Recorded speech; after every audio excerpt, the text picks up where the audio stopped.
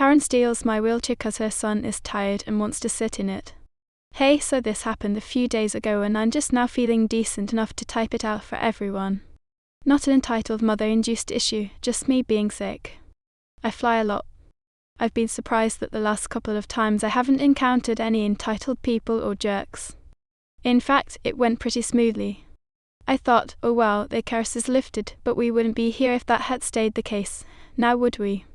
A few weeks ago, I hurt my ankle doing some filming and have been ordered to wear a boot and take it easy while my leg heals. I've been trying because I thought I'd be better by now, but the healing process on this injury is a slow one. I arrived at the airport and opted for a wheelchair given how much my foot was already hurting. I'm hobbling around in this giant boot, obviously injured, and now with a wheelchair probably best to leave me alone. Checking in and security goes fine. Everyone uses their nose at my cat while I take him out and hold him so security can do their thing. I don't blame them, my first son is a stunner and a cuddle bug. As they're swiping me for bomb residue, I see a little kid, between 4 and 5, I guess I'm bad with guessing ages for children, nudge his mom and point at me. I think nothing of it to put my fur baby back in his carrier, I'd hobble my butt back over to the wheelchair. I grab my bag and shoe, pop the carrier on my lap, and we're good to head to the gate. I make some conversation with the guy helping me out while I notice the kid and his mom also seem to be heading to the same gate. The guy helping me finally parks me by the gate, and after petting my cat a bit, he heads off. Now it's very crowded.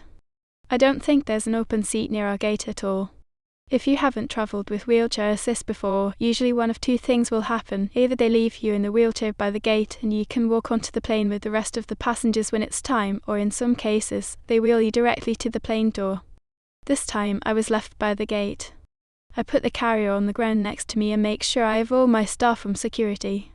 Eventually, I'm just messing around on my phone, waiting for the flight, when I feel a tap on my shoulder.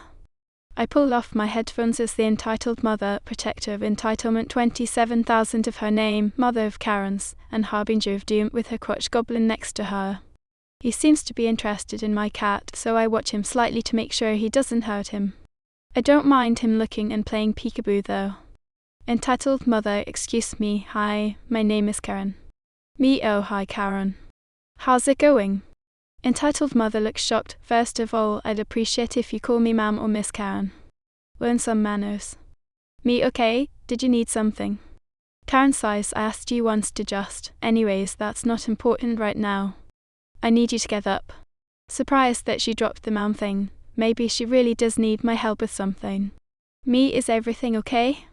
Did I get rolled onto some of your stuff? I can move the chair so you can look if you need. Entitled mother, no, I don't need you to move the chair. I need you out of the chair. Me, may I ask why? Entitled mother, getting peeved. Well, aside from the fact that an adult is asking you for something and you should do it, if you must know, my son is tired and needs a place to sit. Excuse me. I'm not a child. I'm 25. I don't have to call her ma'am, and I certainly don't have to do what she says just because she's an adult. Obviously, I don't say that to her, I'm still respectful. Me with nervous laughter, big mistake there, oh, I'm sorry, but I think I'm just going to stay in the chair. Entitled mother, you're laughing at my child's pain. What kind of trash are you? Me, no, sorry, you just caught me off guard. I thought you needed my help with something. Entitled mother, I do. I need you to get up so my baby can sit. Me, as I said, I'll be staying in my chair. Maybe there are some seats between the gates where you and your son could sit and wait. Entitled mother, but he's tired. It's too far to find empty seats. There's only some at the food court. Me, and I'm injured. It would also be too far for me to walk to the food court area only to walk back 15 minutes later. Entitled mother, we saw you standing in security. You can stand here. She hits the wall next to me for emphasis. You have somewhere to lean, so give us the chair. Me, no, please leave me alone. I will stay right here until it's time for me to go inside. Entitled mother, really? You won't help a poor child? You're heartless. Me, sure, if you say so. I put my headphones back on because this conversation is over. I'm done. She huffs and grabs her kid and walks away. The end. Just kidding. Not 2 minutes later, as I'm minding my own business, engrossed in my phone and ignoring the outside world, I feel this tug on my boot and then enormous pain going through my foot. What the F? This kid is trying to climb on top of me. He used my boot as a little step stool and tried to hop onto my lap. Obviously, the second time I felt him on me, I pushed him off out of instinct. I'm not a jungle gym. I pull out my headphones, and the kid is on the ground, crying in full tantrum mode. Entitled mother comes running, screaming, how could I attack her child? The flight attendant also saw the commotion and comes over to see what's wrong. Before I can say anything, entitled mother is sobbing to her. Entitled mother, she hurt my baby. She attacked him. I want her off this flight. Oh baby, are you okay? Talking to her kid, mummy, she didn't let me sit. You told me she would let me sit on her lap. Tell her to let me sit. Mummy starts making incoherent sheep noises. Entitled mother, see what you did? Just give us the seat. As of right now, I'm still in my chair. The kid is on the ground. Entitled mother is practically trying to shove me out of the chair. I'm in a fair amount of pain and now extremely peeved that this woman is making a scene. Flight attendant, ma'am, what exactly are you trying to do here? Entitled mother, I just need this chair. Look, tell her she'll be allowed to go on the plane again if she just gives me this chair. Flight attendant, ma'am, she's done nothing wrong. Please leave her alone. She's an injured traveler. The chair is for her. Entitled mother, the chair is for people who need it, and right now my son needs it. She's been rude and has attacked my son. If she won't give me her chair, I want her removed from the flight right now. Flight attendant, ma'am, you are harassing other passengers, which is not allowed. Now I will give you one chance to calm down, apologize to this young lady, and hope that she doesn't wish to press charges. Entitled mother, charges for what? Being a witch? How is she even allowed on the plane with that thing? That's illegal. It's probably feral and will attack everyone during the flight. Me fed up and now peeved that she's talking smack about my cat. I've asked you multiple times to leave me alone. My cat has a ticket, he's allowed to be here and travel with me, and it seems like he's a lot better trained and well behaved than your little hellspawn of a child. Though I'm not surprised he's turning out this way when his mother is behaving like a child herself. Get out of my face before I take the lady's advice and press charges. Flight attendant, ma'am, she's allowed to have a cat. She has paid for a ticket for her animal. It is perfectly legal and within airline rules. Your behavior, however, is not. This is my last warning to you. Please leave this passenger alone. The entitled mother is red in the face. She pulls her kid up and starts walking away, but they stand about 5 feet from me, glaring at me. I'm now wary and keeping my eye on them. She whispers something to him, and before I know it, he's running at me full speed, basically aiming for my cat carrier. I don't know what he planned to do, but my mama cat instincts kicked in, and I stuck my leg out just in time. The kid jumped and basically fell onto my boot, effectively blocking him from landing on my cat, while also gleaning a scream from me because, yeah, that hurt. The flight attendant has had enough. She calls for security and then comes to check on me as I'm now crying, along with the spawn of Satan. He ran to his mummy, and the entitled mother is now holding him, looking ready to tear into me. Entitled mother, why would you hurt my child like that, you witch? Me, why would you send your kid to attack me or my cat? This is the second time he's gotten hurt doing stupid things you told him to do. Entitled mother, I would never. Kid, but mum, you did say to sit on the kitty's box and squish him as hard as I can. Entitled mother, to her kid, shut up. That's not what I said. Security arrives, and the flight attendant tells them they need to remove a passenger. The entitled mother, for some reason, thinks she's still in the right and steps aside, telling the guys, she's right here. Take her away. She hurt my kid. The flight attendant and I share a gobsmacked look before she turns to the entitled mother. Flight attendant, ma'am, you and your child will not be allowed to fly with us today. Security will escort you out, and your bags will be retrieved when possible. Please gather your things and follow these gentlemen. The entitled mother looks like someone slapped her with a fish. Entitled mother, what do you mean? She's the one being rude. You need to kick her off this flight. I'm fine, I haven't done anything wrong. My son and I will be getting on this plane as he has to be back for summer camp and we can't afford to find a new flight. So we will be staying. Flight attendant, you will not be allowed on this flight. Not today, not ever. Please leave calmly with these men or they will drag you out. She tries to protest some more, but eventually takes her husband and leaves with security, cussing me out and telling me Jesus has a special place for people like me. Finally, I get to fly in peace. I had to go to the doctor the next day, and my ankle definitely didn't take those hits well. I'll be in the boot longer than anticipated. The airline called me to get my statement, offered me vouchers as compensation for my troubles, and informed me that the passenger has been barred from travelling with their airline in the future. I think they are just happy I'm not pressing charges. My fur baby and I are home and cuddled in bed, and I hope that witch had to spend so much extra money to get her kid home on time. So you tell me, am I the jerk? Wow, I'm not going to lie. I felt like this was over 3 times, but it just kept going. Did this mother actually send her child to attack a person in a wheelchair and their cat? If the poster is telling the story accurately, that's certainly what it sounds like. This mother has clearly instilled some horrible behaviour in her kid, and I do like that the poster actually calls her out on it too. But whether your kid's tired or not, you don't bug the person in the wheelchair.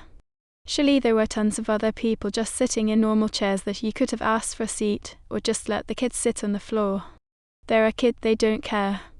I feel like what really sucks about this story more than anything is that these people actually ended up further physically injuring the person in the wheelchair. In a lot of cases, it ends with a bad interaction that you think about when you get home, and maybe it bugs you for a few days, but this one ended up actually causing physical pain and extending an injury. Surely even a child knows that this is wrong. Of course, we did establish this was a house when my aunt became a confirmed Karen when she decided to sue the Jellyfish Museum. Am I the jerk for telling my aunt to stop being a Karen after she wanted to sue the Jellyfish Museum after getting stung by a jellyfish? My mom and I went on vacation, and we visited the Jellyfish Museum, which was a massive aquarium dedicated to jellyfish. They must have had every species of jellyfish. It was massive, and it was so cool, as they were all colourful. A few of the jellyfish tanks, for some reason, didn't have a protective lid on top, and it was possible to stick your hand in there. That's a dumb idea for obvious reasons, and it had a label in Ukrainian and English telling you not to touch it. The translation wasn't great, something like to put hands in the water is forbidden, but you get the point. Well, my aunt decided to touch them. She explained that she's touched many jellyfish and she knows that this species is safe, as she's seen them on the beach. I told her that's not a good idea, but she told me to be quiet. She stuck her hand into the tank, and it hurt a lot. She started screaming and yelling at some old Ukrainians who were laughing at her. An employee came over and he barely spoke English, but he said she was stupid for touching the jellyfish. She asked for a manager and said she was going to sue, blah blah blah. I was fed up and I just told her to shut up. My mom told me I needed to respect authority. I said no, my aunt was stupid and we should leave the employees alone. We went over to a clinic and she was fine. She still wants to sue them and I told her to stop, it's her fault. Most of my family agrees, however, my mom is on her side. So, am I the jerk? No, not at all. Stupid people need to be told they're stupid sometimes, or they will continue to do stupid things. This is a perfect example of Darwinism. She's acting like a child, and without someone there to correct her, she's just going to walk into traffic or something. Apparently, this is just a matter of having a head on your shoulders. But to turn around and start harassing the employees and threatening to sue, that's just the ultimate Karen move. Thinks I'm useless as an employee since I'm disabled, except I don't work. Here's some context. I use a walking stick for mobility.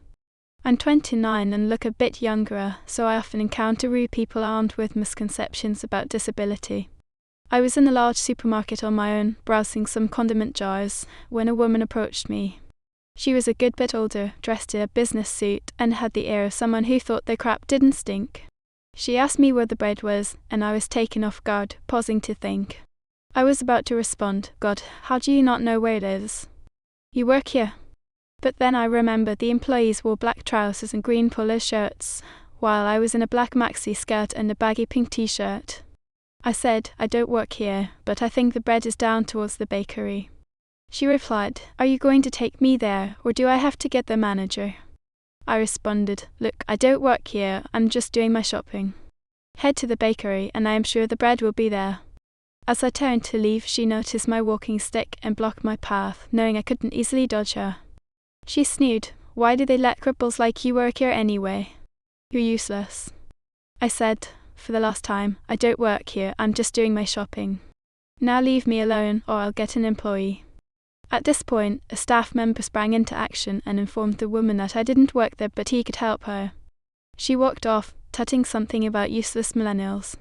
The employee asked if I was okay, and I said I'd be fine but thanked him for bailing me out of the situation. He likely doesn't get paid enough to deal with this nonsense. So tell me, am I the jerk? Here we have yet another entitled person who doesn't understand what a disability is. A little personal insight here, I'm 32 and had to walk with a cane for a couple of months. There were times when I was on the bus asking someone to move so I could sit, and they would raise their eyebrow at me, perhaps wondering whether I really needed the cane or just wanted a seat. Sadly, yes, these people do exist, but I can't really understand their way of thinking. It seems like you have to be in a pretty low place to fake a disability, but assuming someone is faking is equally bad. Not to mention, she was told multiple times that I don't work there. Whatever your issue may be, we're just strangers shopping, the same as you, leave them alone.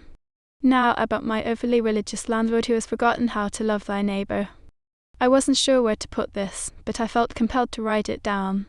I had a small bakery in a boutique shopping centre, all businesses run by women. The landlord was super religious, as were most of the other business owners. Living in the South, I kept my atheism quiet, I had no issues with her beliefs, and I maintained a great relationship with everyone, including my landlord. However, about 10 months into my 1-year lease, a woman who wanted my space outed me as an atheist to the landlord. There was a sharp decrease in business from other vendors.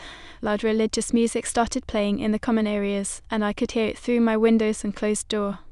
Then came a 25% rent hike just for me after being told that rent would not increase. When I still didn't leave and instead renewed my lease, she outright terminated it with no stated reason. In between the rent hike and lease termination, she apologized for treating me badly, stating that Jesus wouldn't want people to treat her that way. She said finding out I was an atheist when she believed me to be Christian had thrown her, and she didn't know how to treat me. Everything culminated when she changed the locks on my business door 2 weeks before my lease term was up. I got my keys back, shut down my business, and slowly began to move things out even though she demanded that I move out immediately. I had invested several $1,000s into redecorating the space and getting proper electrical lines run so that I could operate for the year. I blew all of my savings on that business. At the end of my time there, I cleaned the space, moved out all of my stuff, and left it in better condition than when I moved in. I took lots of pictures at the beginning and end of the lease and documented everything in writing. The woman who outed me also had a bakery and promptly moved into my space, changing nothing in the decor. I calmly waited 60 days for the return of my $400 security deposit. Having been a paralegal for 15 years, I took a year-long hiatus to try to run this business. On the 61st day, I had an attorney in my phone write a letter to the landlord, demanding the statutory amount owed to me $400. In return, I received a call from her lawyer telling me to back off. If I attempted to get my security deposit back, they would call my boss to get me fired and sue me for defamation over a comment I made on Facebook, claiming my lease was terminated due to my atheism. I waited the required time frame and filed a suit for $1,400 plus attorney fees. They promptly countersued me for defamation, fraud, and a whole racket of other claims, wanting a minimum of $10,000. They claimed I had caused significant damage to the property and that I had stolen items belonging to the landlord. I quietly waited for them to prosecute the case, but they did nothing. After about 5 months, they offered me $400 to settle, which I declined. Several more months passed with no discovery or hearings. After a year, I filed a no-evidence motion for summary judgment, asking that all of their claims be dismissed. They didn't respond, and the judge granted my motion. Then, I filed a motion for summary judgment for $5,000 in attorney fees plus the $1,400 in statutory damages. I attached pictures, emails, text messages, and other proof that all their claims regarding the non-refund of my deposit were fabrications. Their attorney called wanting to settle for $1,000, but we told them no way, we wanted all $6,400. They didn't respond to my second motion for summary judgment. A hearing was scheduled for last Friday. On Wednesday, we received a settlement offer of $4,500. My attorney countered with $5,400, which they accepted. After 18 months, I received my cashier's check for $5,400. $400 today. I know she treated me poorly and booted me out because I didn't hold the same religious beliefs she assumed I had. She thought she could get away with not returning my $400 deposit, but she paid an additional $5,000 in the end. The best part? My lawyer was free because I did all my own paperwork and he just signed off on it and talked to the other lawyer a couple of times. Her lawyer definitely wasn't free. I'm glad it's over, and maybe she'll be a slightly better landlord in the future. What a jerk, right? I really hope she learned her lesson. This is no way to do business. Religion should never be a factor in situations like this. At the end of the day, if she keeps the place clean, pays her rent, and what she does in her own time is none of my business. Ultimately, it's just a jerk deciding to be offended by someone else's choices. It's unfortunate that I wasn't able to get my business off the ground, but I hope I can relocate and start something new.